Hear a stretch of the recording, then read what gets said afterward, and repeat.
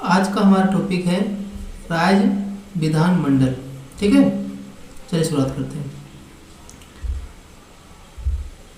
राज्य की राजनीतिक व्यवस्था में राज्य विधानमंडल की केंद्रीय एवं प्रभावी भूमिका होता है। संविधान के छठे भाग में अनुच्छेद 168 में 212 तक राज्य के विधानमंडल के संगठन, गठन, कार्यकाल, अधिकारियों, प्रक्रियाओं, विशेषाधिकार और शर्तों आदि के बारे में बताया गया है। यद्यपि ये सभी संसद के अनुरूप है, फिर भी इनमें कुछ विभेद पाया जाता है। राज्य विधानमंडल के गठन में कोई भी एकरूपता नहीं है। अधिकतर राज्यों में एक सदनीय व्यवस्था है, जबकि कुछ में द्विसदनीय है। वर्तमान 2016 के केवल 7 राज्यों में 2 सदन है। ये है आंध्र प्रदेश, तेलंगाना, उत्तर प्रदेश, बिहार, महाराष्ट्र, कर्नाटक, जम्मू कश्मीर, है ना। तमिलनाडु विधान परिषद अधिनियम 2010 में लागू नहीं हुआ है। आंध्र प्रदेश की विधान परिषद की स्थापना आंध्र प्रदेश की विधान परिषद की अधिनियम 2005 द्वारा की गई है। 1956 में 7वें संविधान संशोधन अधिनियम के मध्य प्रदेश के लिए भी विधान परिषद की स्थापना का उपबंध किया गया है और इस संबंध में राष्ट्रपति द्वारा एक अधिसूचना जारी की जानी थी, जो अभी तक जारी नहीं की गई है। इसीलिए अभी भी मध्य प्रदेश में एक सदनीय विधानमंडल है।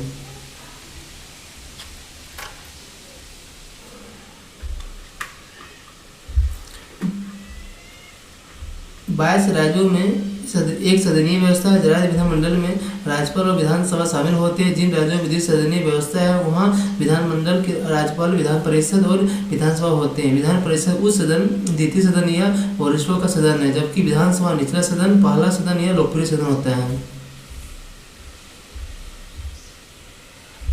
संविधान में राज्य विधान परिषद के गठन और विघटन करने की व्यवस्था है। संसद ने विधान परिषद की यदि पहले से विघटित कर सकती है, यदि पहले से नहीं है इसका गठन कर सकती है। यदि संबंधित राज्य की विधानसभा में संबंध में संकल्प पारित करे तो इस तरह कोई विशेष प्रस्ताव राज्य विधानसभा में पूर्ण बहुमत से पारित होना जरूरी है। यह बहुमत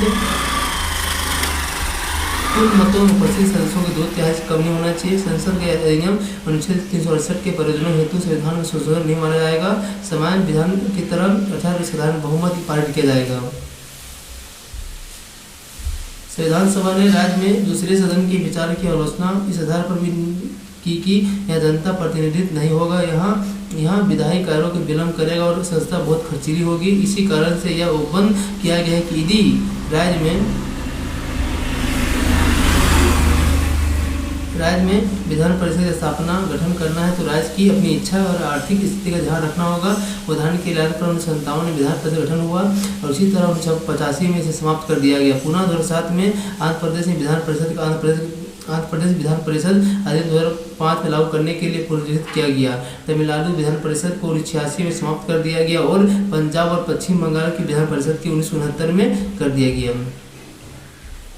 2010 में तमिलनाडु विधानसभा ने राज्य विधान परिषद को पुनर्जीवित करने के लिए एक प्रस्ताव पारित किया। उसी के अनुसार संसद में तमिलनाडु विधान परिषद 2010 के अधिनियम किया जिससे राज्य की विधान परिषद सृजित की जा सके। यद्यपि इस अधिनियम को लागू करने के पहले ही तमिलनाडु विधान परिषद सभा में 2011 में एक अन्य प्रस्ताव में प्रस्तावित विधान परिषद को उन्मूलित करने का प्रस्ताव किया गया। 2 सदनों गठन। विधानसभा गठन संख्या विधानसभा के प्रतिनिधियों के प्रत्यक्ष मतदान में वैसे मताधिकार द्वारा निर्वाचित किया जाता है। इसकी अधिकतम संख्या 500, न्यूनतम 60 तय की गई है। इसका अर्थ यह है कि 60 से 500 के बीच यह संख्या राज्य की जनसंख्या एवं उसके आकार पर निर्भर करता है। हालांकि अरुणाचल प्रदेश, सिक्किम, गोवा मामले में संख्या 30 तय की गई है। मिजोरम और नागालैंड के मामले में 40 और 46। इसके अलावा सिक्किम और नागालैंड की विधानसभा कुछ सदस्य अप्रत्यक्ष रूप से चुने जाते हैं। नामित सदस्य राज्यपाल आंग्ल भारतीय समुदाय में एक सदस्य को नामित कर सकता है। यदि इस समुदाय के प्रतिनिधि विधानसभा में पर्याप्त नहीं है तो मूलतः यह उपबंध 10 वर्षों के लिए था, लेकिन इस बार 10 वर्षों बढ़ाया जाता है। 95 संशोधन 2009 में इसे 2020 तक बढ़ा दिया गया। क्षेत्रीय निर्वाचन क्षेत्र विधानसभा में होने वाले प्रत्यक्ष निर्वाचन पर नियंत्रण के लिए हर राज्य में क्षेत्रीय विभाजन के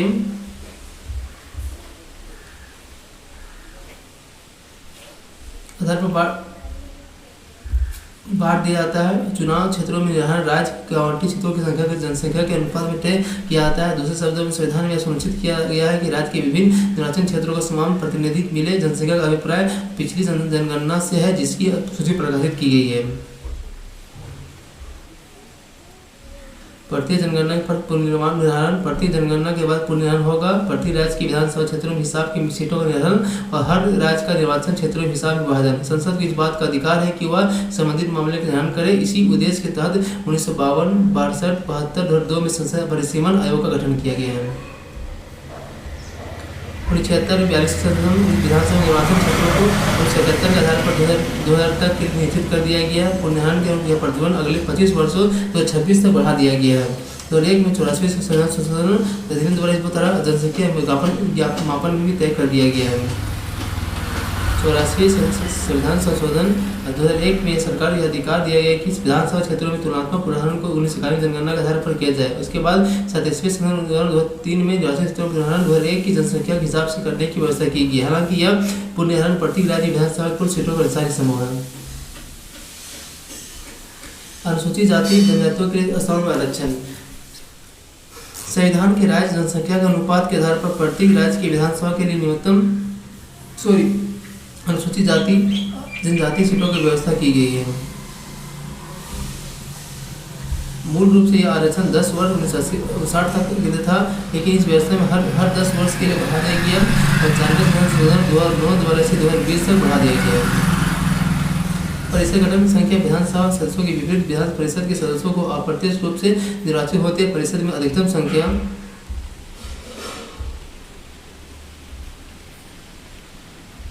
विधानसभा की 1/3 न्यूनतम 40 निश्चित है। इसका मतलब संबंधित राज्य के परिषद सदस्य संख्या विधानसभा के आकार पर निर्भर करती है। ऐसा सुनिश्चित के लिए किया गया है कि प्रत्यक्ष निर्वाचित सदन मूलभूत राज्य के मामलों में बना रहे। यद्यपि संविधान ने परिषद की अधिकतम और न्यूनतम संख्या तय कर दी। वास्तविक संस्था निर्धारण संसद द्वारा किया जाता है। निर्वाचन पद्धति विधान परिषद के कुल सदस्यों में से 1/3 सदस्य निकायों जैसे नगर पालिका, जिला बोर्ड वाले चुना जाता है। 1/12 सदस्य राज्य निर्वाचित करते हैं और 1/12 3 वर्ष अध्यापन कर रहे लोग चुनते हैं, लेकिन ये अध्यापक माध्यमिक स्कूलों में कम से कम के नहीं होने चाहिए। 1/3 सदस्यों का चुनाव विधानसभा के सदस्यों द्वारा निर्वाचित किया जाता है। बाकी बचे कुछ सदस्यों का नामांकन राज्यपाल द्वारा उन लोगों को किया जाता है जो जिन्हें साहित्य, ज्ञान, कला, सहकारिता आंदोलन, समाज सेवा, विशेष ज्ञान और व्यवहारिक अनुभव हो।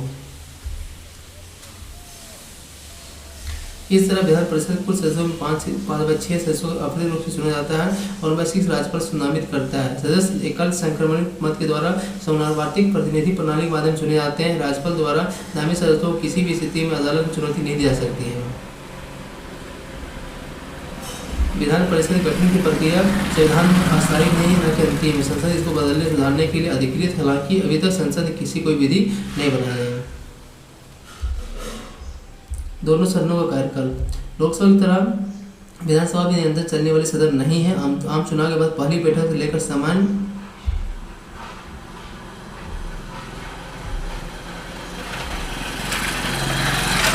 कार्यकाल 5 वर्ष का होता है। इस कार्यकाल के समाप्त होने पर विधानसभा स्वतः ही विघटित हो जाती है। हालांकि इसे किसी भी समय विघटित करने का राज्यपाल अधिकृत है। इसमें 5 वर्ष पूरे होने से पहले ताकि नए चुनाव हो सकें। राष्ट्रीय आपातकाल के समय संसद और विधानसभा की कार्यकाल के समय के लिए 1 वर्ष के लिए कितने समय बढ़ाया जा सकता है। हालांकि यह विस्तार आपातकाल खत्म होने के बाद 6 महीने अधिक ना हो सकता है। अर्थात आपातकाल खत्म होने के 6 महीने के भीतर विधानसभा द्वारा निर्वाचन होना चाहिए। विधानसभा कार्यकाल राज्यसभा की तरह विधान परिषद की सदन है, यानी कि अस्थायी अंग जो विघटित नहीं होता है। हालांकि इनकी 1/3 सदस्य प्रत्येक दूसरे वर्ष में सेवानिवृत्त होते हैं। इस तरह एक सदस्य 6 वर्ष के लिए चुनाव और नामांकन राज्यपाल द्वारा हर तीसरे वर्ष के लिए बना रहता है। सेवानिवृत्त सदस्य पुनर्निर्वाचन के लिए दोबारा नामन हेतु योग्य होते हैं। राज्य विधानमंडल के सदस्य की अहर्ता।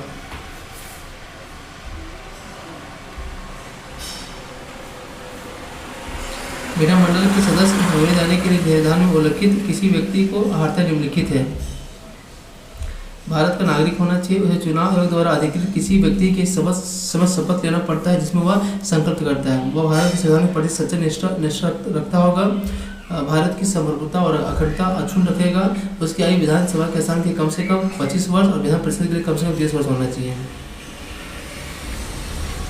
उसमें संसद और अन्य अहर्ता होनी चाहिए। जन प्रतिनिधि अधिनियम 1951 के तहत संसद ने निम्नलिखित अतिरिक्त अहर्ता निर्धारण किया है। से निर्वाचित होने वाला व्यक्ति विधानसभा के निर्वाचक होने की अर्हता रखता है और उसमें राज्यपाल द्वारा नामित होने के लिए संबंधित राज्य का निवासी होना चाहिए। विधानसभा सदस्य बनने वाले व्यक्ति संबंधित राज्य के निर्वाचन क्षेत्र में मतदाता भी होना चाहिए। अनुसूचित जाति जनजाति का सदस्य होना चाहिए यदि वह अनुसूचित जाति और जनजाति सीट के लिए चुनाव लड़ता है। यद्यपि अनुसूचित जाति या जनजाति का सदस्य उस सीट के लिए चुनाव लड़ सकता है और उसके लिए आरक्षित हो। निहत्ता है संविधान के अनुसार कोई व्यक्ति राज्य विधान परिषद या विधानसभा के चुने जाने के लिए उसका सदस्य नियुक्त होगा यदि वह केंद्र या राज्य सरकार के मंत्री या राज्य विधानमंडल की छूट प्राप्त कोई अन्य कार्यकाल तहत किसी लाभ पद पर हो। यदि वह विकृत व सक्षम न्यायालय द्वारा किसी घोषणाएं विद्यमान हो, यदि वह अनुमोदित दिवालिया हो, यदि वह भारत के नागरिक न हो और उसे विदेश में कहीं नागरिकता स्वेच्छा से अर्जित कर ली हो, वह किसी विदेशी राज्य की प्रतिनिष्ठा अनुसूची स्वीकार करता है यदि संसद द्वारा नामित किसी भी विधि द्वारा उसके अधीन निरहरित कर दिया गया है। जनप्रतिनिधि अधिनियम 1951 के तहत संसद ने कुछ अतिरिक्त निरहरित की है जो संसद के समान है जो निम्नलिखित हैं। वह चुनाव में किसी प्रकार के भ्रष्ट आचरण अथवा चुनाव अपराध का दोषी नहीं पाया गया हो, उसे किसी ऐसे अपराध के दोषी नहीं ठहराया गया हो जिसके लिए उसे 2 या अधिक वर्षों की कैद की सजा मिली हो, लेकिन किसी व्यक्ति को किसी निरोधात्मक कानून के अंतर्गत निरुद्ध करना अयोग्यता नहीं मानी जाएगी।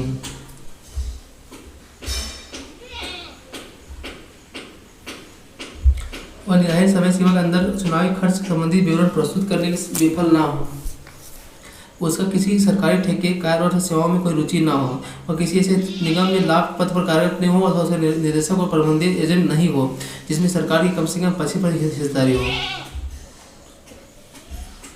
और भ्रष्टाचार अथवा सरकार के प्रति विश्वासघात के कारण उसकी सरकारी सेवा हटाया जा सका है। उसे विभिन्न समूह के बीच मेमने बढ़ाने और घूसखोरी के अपराध में दोषी नहीं ठहराया गया हो। उसे अस्पृश्यता, दहेज तथा सती प्रथा आदि जैसे सामाजिक अपराधों की लिप्तता अथवा उन्हें बढ़ावा देने के लिए दंडित नहीं किया गया हो।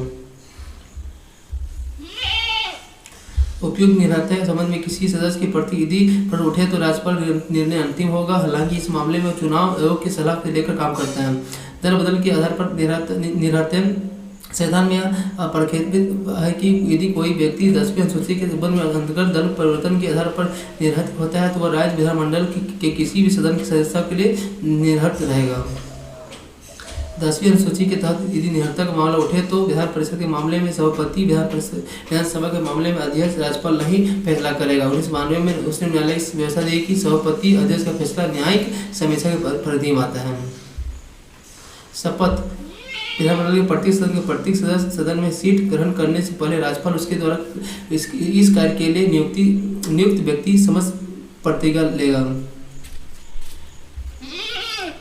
भारत संविधान की प्रति सच्चा, श्रद्धा और निष्ठा रखूंगा। भारत की प्रभुत्ता, अखंडता अक्षुण्ण रखेगा।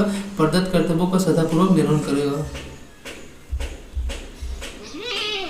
बिना शपथ दिए कोई भी सदस्य सदन में न मत दे सकता है, न ही कार्यवाही भाग ले सकता है। एक व्यक्ति यदि सदन में सदस्य की तरह रहता है, बैठता है तो मतदान करता है, उसे प्रतिदिन 500 रुपये जुर्माना लगेगा। शपथ या प्रतिज्ञा लेने से पहले जब वह इसे जानता है कि वह अर्हत नहीं है तो इसकी सदस्यता के लिए निहत्थ हो। जब वह संसद या विधानमंडल की निर्मित विधि के तहत सदन में बैठने और मत देने के प्रतिबिंब हो। विधानमंडल के सदस्यों को कम से कम समय पर संसद द्वारा निर्धारित वेतन और भत्ते मिलते रहते हैं। देखिए बोल रहा है कि स्थान रिक्त कैसे होगा।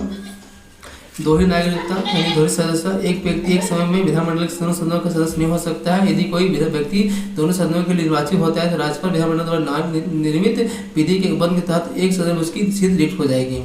निहत्ता राज्य विधानमंडल में कोई सदस्य यदि निहत्त पाया जाता है तो उसे पद पर रिक्त रखा जाएगा। त्याग पत्र अगर कोई सदस्य अपना लिखित इस्तीफा विधान परिषद के मामले में सभापति और विधानसभा के मामले में अध्यक्ष को दे सकता है। त्याग पत्र स्वीकार होने पर उसका पद रिक्त हो जाएगा अगर वो प्रेजेंट नहीं रहता है कम से कम 60 दिन। अन्य मामले किसी सदस्य का पद रिक्त हो सकता है यदि न्यायालय द्वारा उसके निर्वाचन की अमान्य ठहराया जाता है, यदि उसे सदन निष्कासित कर दिया जाता है।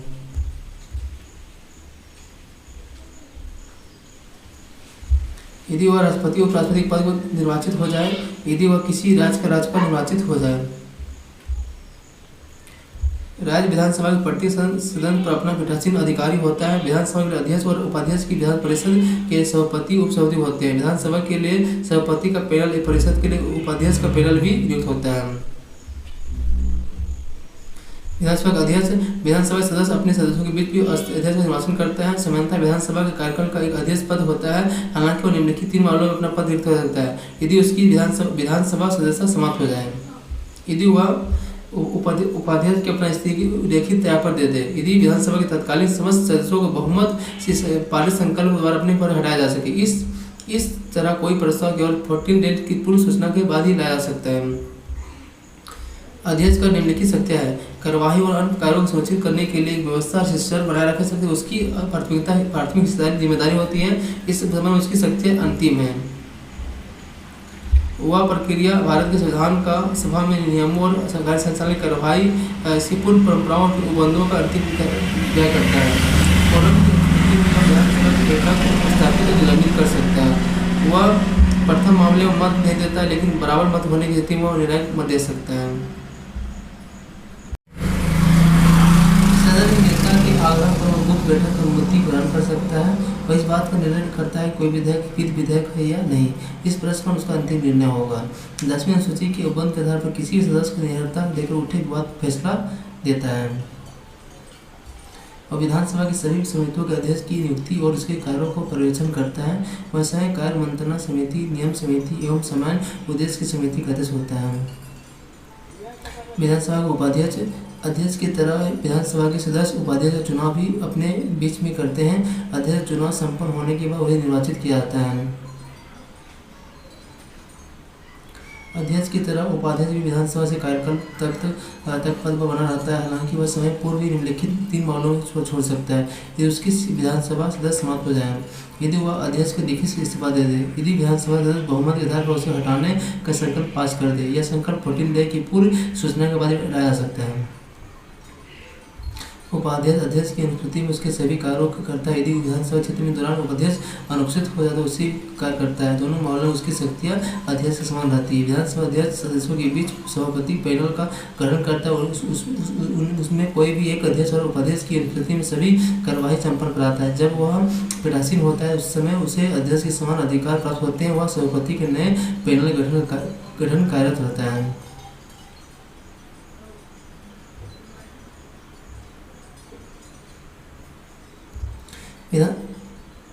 विधानसभा के सभापति विधान परिषद के सदस्य अपने बीच में सभापति का चुनते हैं। सभापति ने लिखित 3 मामलों पर छोड़ सकता है यदि उसकी सदस्यता समाप्त हो जाए, यदि वह उप सभापति को लिखित त्यागपत्र दे दें, यदि विधानसभा परिषद के उपस्थित तत्कालीन सदस्य बहुमत से उठे हटाने का संकल्प पास कर दे। इस तरह प्रस्ताव पूर्व की सूचना के बाद लाया जा सकता है। पीठासीन अधिकारी रूप में परिषद के सभापति की शक्तियाँ एवं कार्य विधानसभा अध्यक्ष की तरह है। हालांकि सभापति को विशेष अधिकार प्राप्त नहीं है। वो अध्यक्ष को ही अध्यक्ष का तय करता है कि कोई विधेयक है या नहीं, इसका फैसला अंतिम होगा।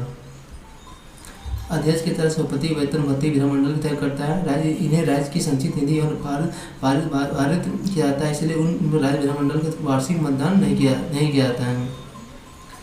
सभापति की तरह उप सभापति को भी परिषद के सदस्य अपने बीच में चुनते हैं। उप सभापति निम्नलिखित 3 मामलों में पद छोड़ सकता है यदि उसकी परिषद समाप्त हो जाए, यदि वह सभापति लिखित त्यागपत्र दे दें, परिषद के तत्कालीन सदस्य बहुमत से उसके खिलाफ संकल्प पास कर दे। इस तरह संकल्प 40 दिन की पूर्व सूचना पर लाया जा सकता है। सभापति की अनुपस्थिति में परिषद की बैठक के दौरान सभापति न होने पर वह उसी तरह काम करता है। दोनों ही मामलों में उसके शक्तियाँ सभापति समान होती हैं। सभापति सदस्यों के बीच में उपाध्यक्ष की सूची जारी करता है। सभापति उप सभापति की उपस्थिति में उनमें से कोई भी कार्यभार संभालता है। वह उप सभापतियों की नई सूची तय करता है।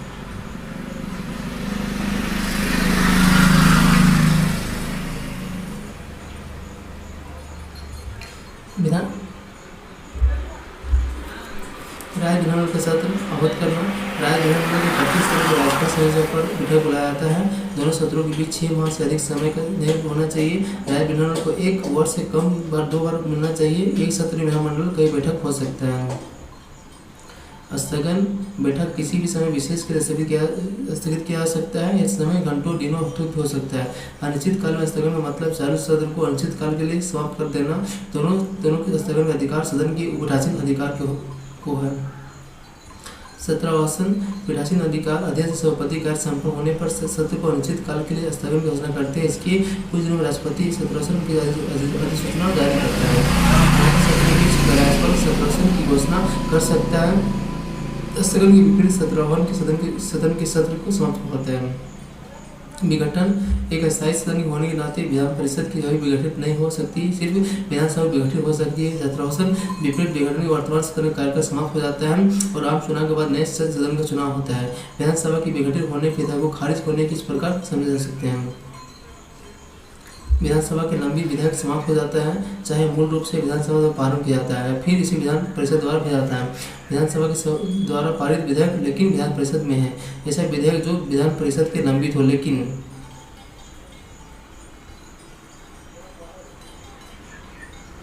विधानसभा पारित और खारिज नहीं किया जा सकता है। ऐसा विधेयक जो विधानसभा पारित हो एक सदनीय विधानमंडल के दोनों सदनों पारित बहु सदनीय व्यवस्था वाले राज्य में, लेकिन राज्यपाल द्वारा राष्ट्रपति स्वीकृति कारण रुका हो तो उसे खारिज नहीं किया जा सकता है। ऐसा विधेयक जो विधानसभा पारित हो एक सदनीय विधानमंडल के राज्य में दोनों सदनों द्वारा पारित बहु सदनीय वाले राज्य में, लेकिन राष्ट्रपति द्वारा सदन के पुनर्विचार हेतु लाया जा सकता है, न कि समाप्त किया जा सकता है।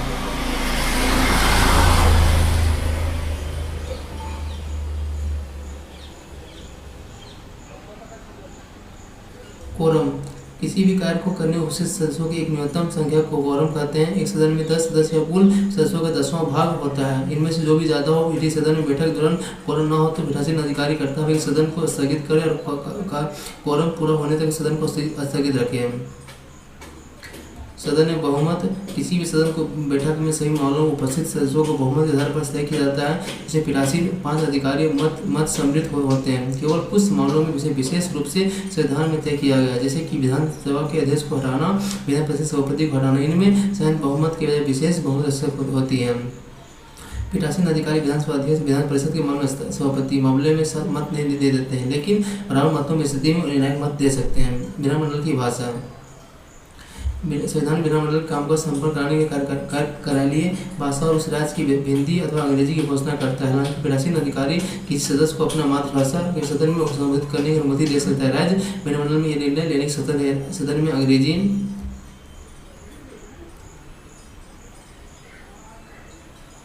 भाषा जारी रखा जाए या नहीं, ऐसे संविधान के प्रारंभ होने के 15 वर्ष के परिषद तक क्या कर सकता है। हिमाचल प्रदेश, मणिपुर, मेघालय, त्रिपुरा मामले में समय सीमा 25 वर्ष है। अरुणाचल प्रदेश, गोवा, मिजोरम मामले में 40 वर्ष। मंत्रियों एवं महाधिवक्ता के अधिकार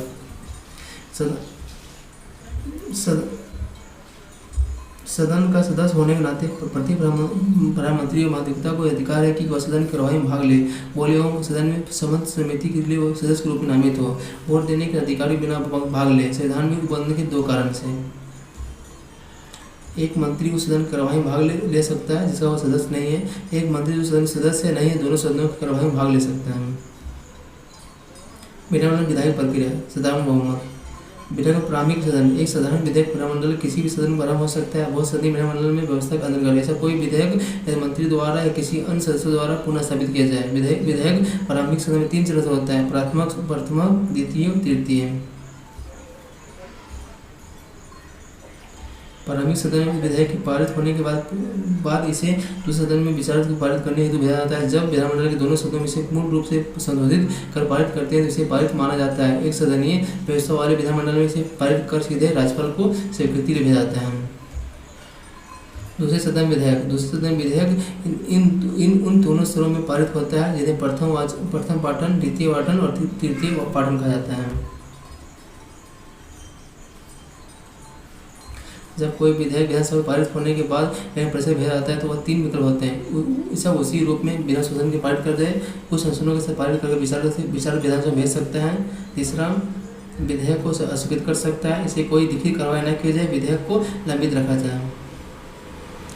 यदि परिषद बिना संशोधन विधेयक को पारित कर दे तो विधानसभा उसके संशोधन मान लेते हैं। विधेयक दोनों सदनों में पारित माना जाता है, जिसे राज्यपाल के पास स्वीकृति के लिए भेजा जाता है। इसके अतिरिक्त यदि विधानसभा परिषद को सुझाव का अस्वीकृत कर दे तो परिषद की बैठक को अस्वीकृत कर दे, परिषद 3 महीने तक कोई कार्रवाई ना करें।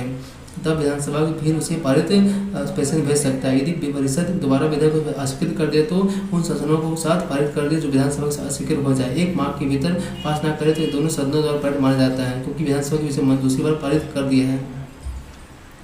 इस तरह साधारण विधेयक पारित होने के संदर्भ में विधानसभा की विशेष शक्ति प्राप्त है। ज़्यादा से ज़्यादा परिषद के विशेष विधेयक 4 माह के लिए रोक सकती है, पहली बार 3 माह के लिए और दूसरी बार 1 माह के लिए। संविधान में किसी भी विधेयक को असम्मित होने मामले में दोनों सदनों में संयुक्त बैठक प्रावधान नहीं रखा गया है।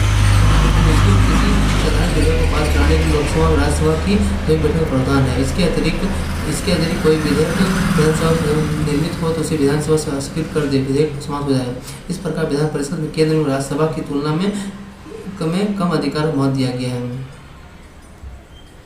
राज्यपाल की स्वीकृति विधानसभा द्विसदनीय व्यवस्था दोनों सदनों में पारित होने के प्रत्येक विधेयक राज्यपाल की समस्त स्वीकृति के लिए भेजा जाता है। राज्यपाल के पास अन्य विकल्प 4 विकल्प होते हैं।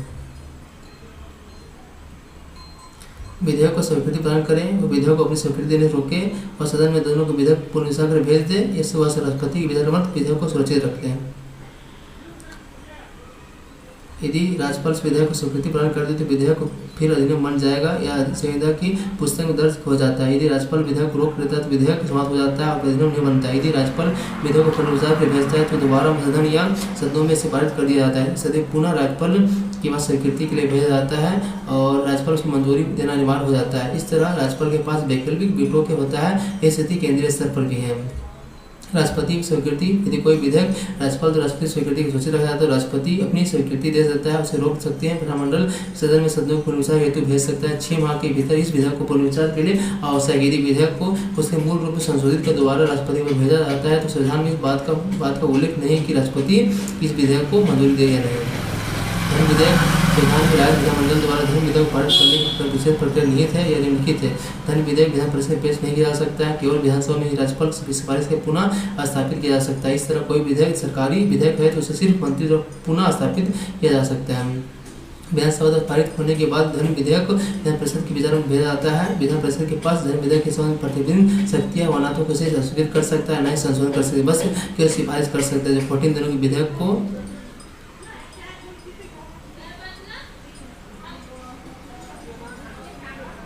लौटाना होता है। विधानसभा या सुधारों में स्वीकार भी कर सकता है और अस्वीकार भी। यदि विधानसभा किसी सिफारिश मान लेती है तो विधेयक पारित कर माना जाता है। यदि कोई सिफारिश नहीं मानती है तो मूल रूप से दोनों सदनों में पारित माना जाता है। यदि विधान परिषद 4 से 14 दिनों के भीतर विधानसभा से विधेयक न लौटाए तो इसे दोनों सदनों में पारित माना जाएगा। इस तरह धन विधेयक के मामले में विधान परिषद के मुकाबले विधानसभा के सारे अधिकार प्राप्त होते हैं। विधान परिषद इस विधेयक को अधिकतम 14 दिन रोक सकती है। अंततः जब एक धन विधेयक राष्ट्रपति में पेश किया जाता है तो वो इसको स्वीकृति दे सकता है, उसे रोक सकता है। राष्ट्रपति स्वीकृति के सुरक्षित रख सकता है, लेकिन राज्य विधानमंडल के पास पुनर्विचार के लिए नहीं भेज सकता है। सामान्यतः राज्यपाल से इस विधेयक को स्वीकृति दे सकता है, उसे पूर्व अनुमति बाद लाया जा सकता है। जब कोई धन विधेयक राष्ट्रपति के विधानमंडल के लिए सुरक्षित रखा जाता है तो राष्ट्रपति या उसे स्वीकृति दे देता है, इसे रोक सकता है, लेकिन इसे राज्य विधानमंडल के पास पुनर्विचार के लिए नहीं भेज सकता है।